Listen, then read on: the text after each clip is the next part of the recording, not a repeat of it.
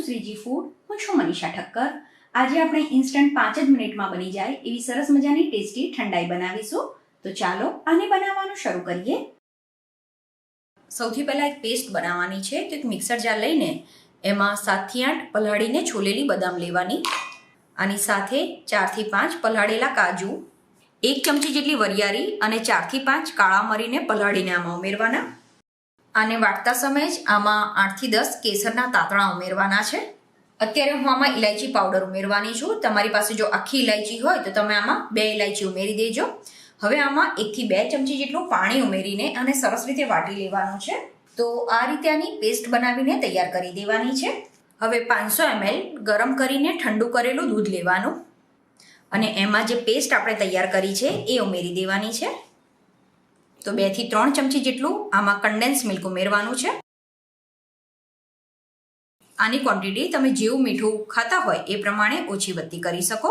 અને જો તમારે કન્ડેન્સ મિલ્કનો ઉપયોગ ના કરવો હોય તો દૂધને તમારે ખાંડ નાખીને સરસ રીતે ઉકાળી લેવાનું.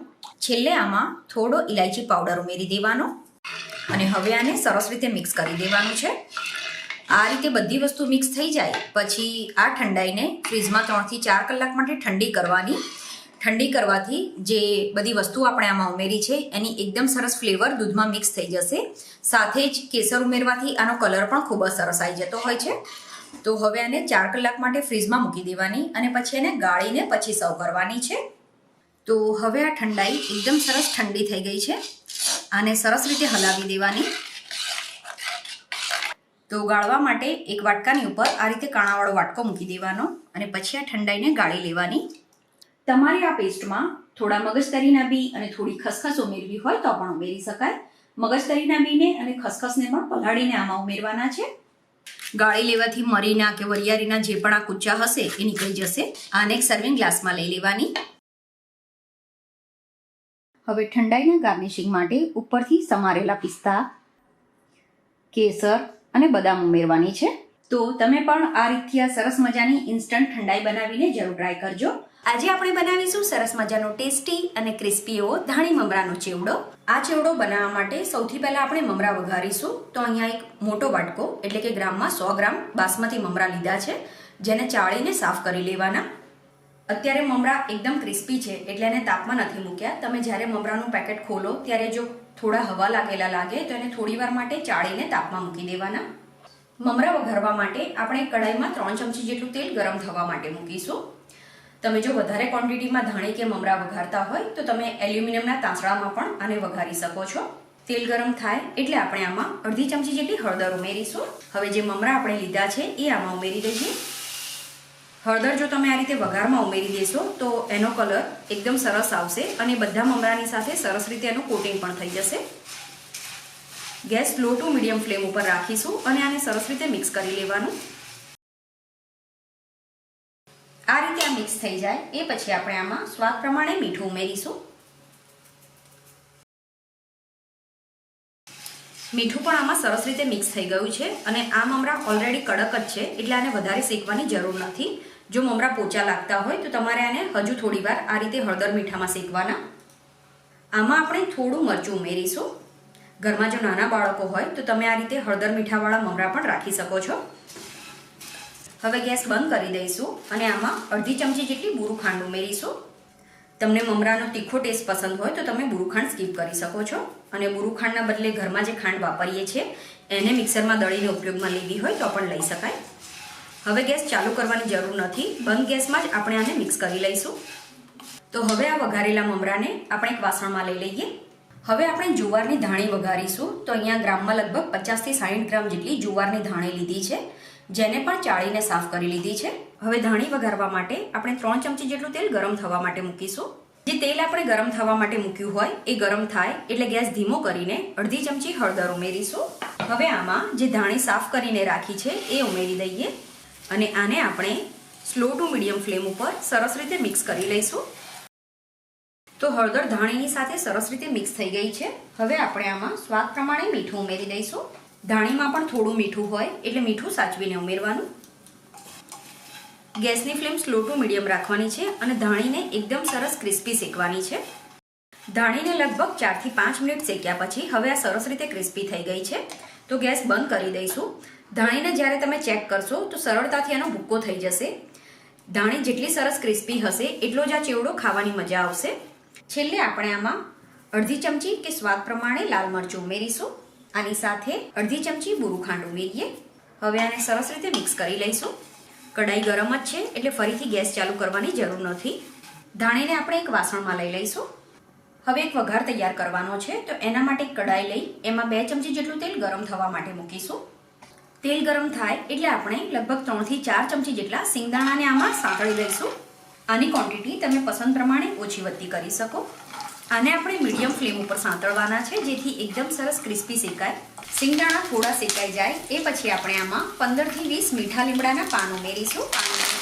તો લીમડાના પાન પણ સરસ ક્રિસ્પી થઈ ગયા છે. આ સમયે આપણે આમાં 3 સૂકા મરચાં ઉમેરીશું. આની સાથે 1 ચમચી વરિયાળી ઉમેરી દઈએ.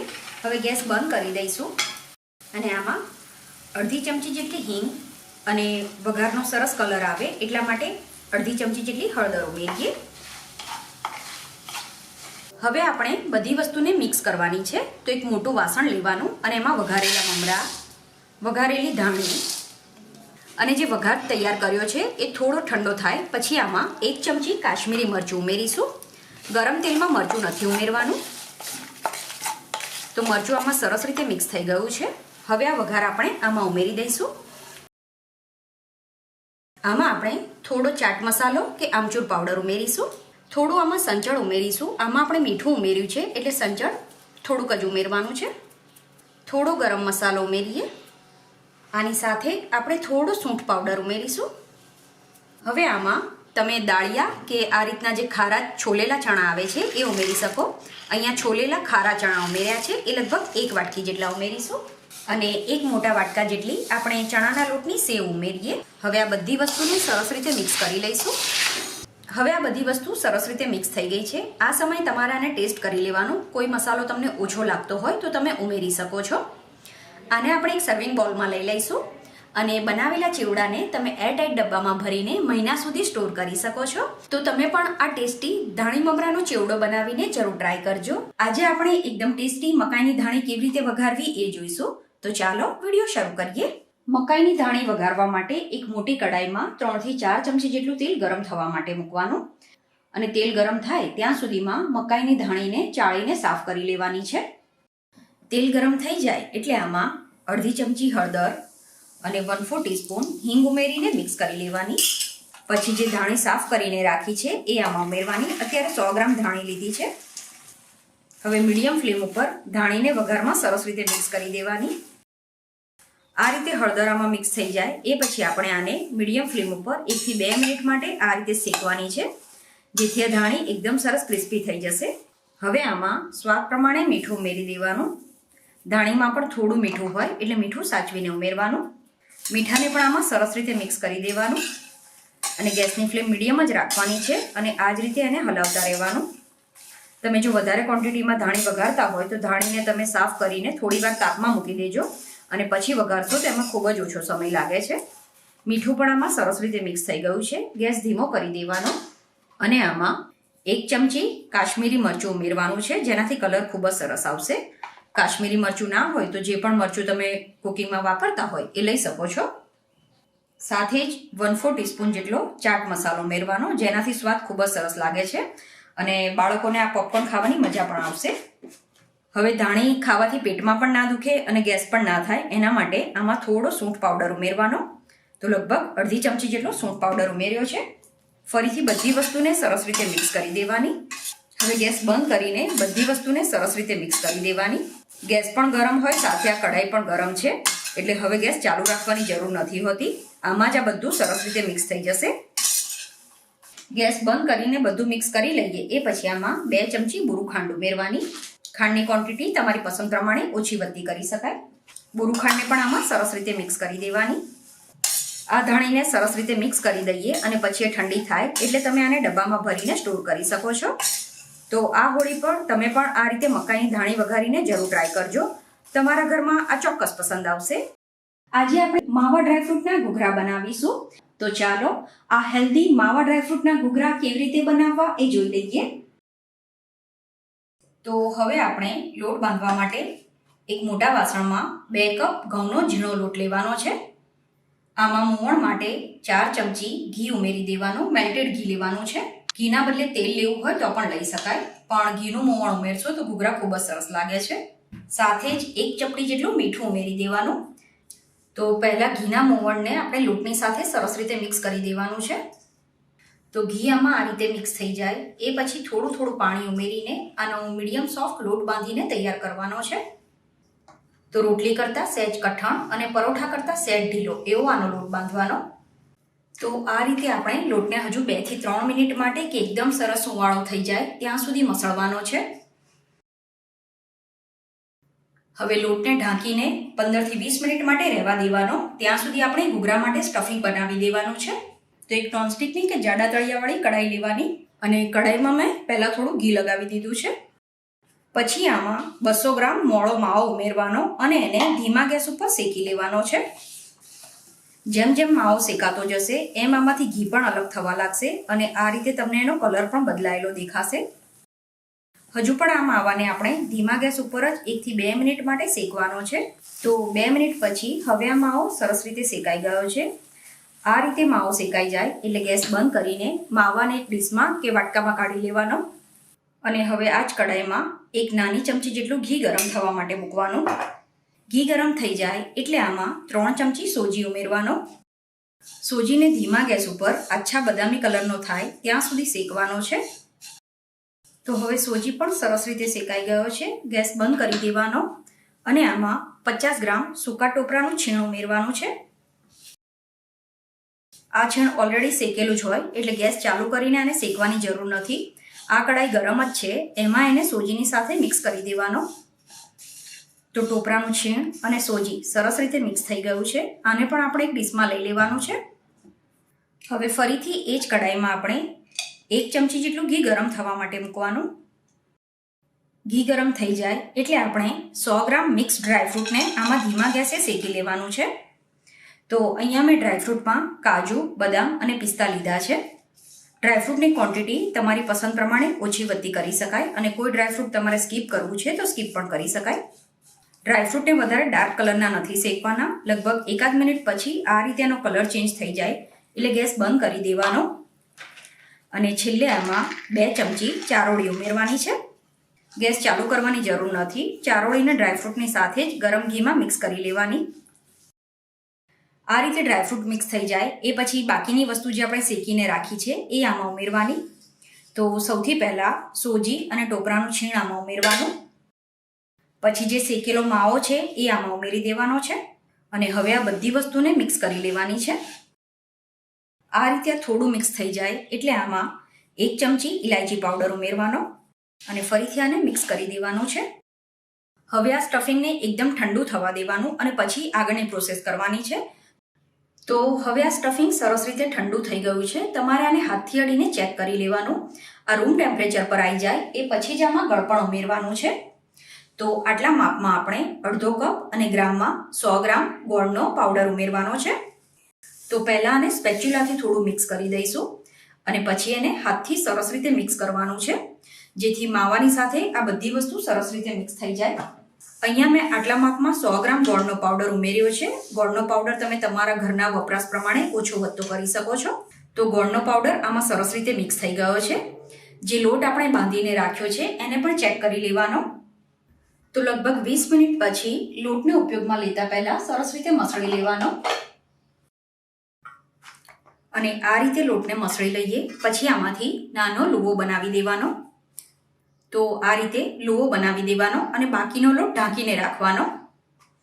પછી આમાંથી વધારે જાડી પણ નહીં અને પાતળી પણ નહીં એવી પૂરી વણી લેવાની. આ રીતે આપણે પૂરી વણી લઈએ પછી ઘૂઘરો ભરવા માટે પૂરીને આ રીતે હાથમાં લઈ લેવાની અને પછી 1 થી 1.5 ચમચી જેટલું કે જે પણ પૂરીની સાઈઝ તમે રાખી હોય એ પ્રમાણે આમાં સ્ટફિંગ ભરવાનું અને સ્ટફિંગને થોડું હાથથી કે ચમચીથી દબાવી દેવાનું છે. આની કિનારી ઉપર સ્ટફિંગ ના આવે એ વાતનું ધ્યાન રાખવાનું. જો કિનારી ઉપર સ્ટફિંગ આવી ગયું હોય અને પછી જો તમે ઘૂઘરાને પેક કરો ત્યારે તળતી વખતે ખુલી જતો હોય છે. તો હવે પૂરીની કિનારી ઉપર પાણી લગાવી દેવાનું. તો હવે સૌથી પહેલા આનો વચ્ચેનો ભાગ આ રીતે ચોંટાડી દેવાનો અને આ રીતે વચ્ચેનો ભાગ ચોંટાડી દઈએ. પછી એની સાઈડને આ રીતે દબાવતા જવાનું છે.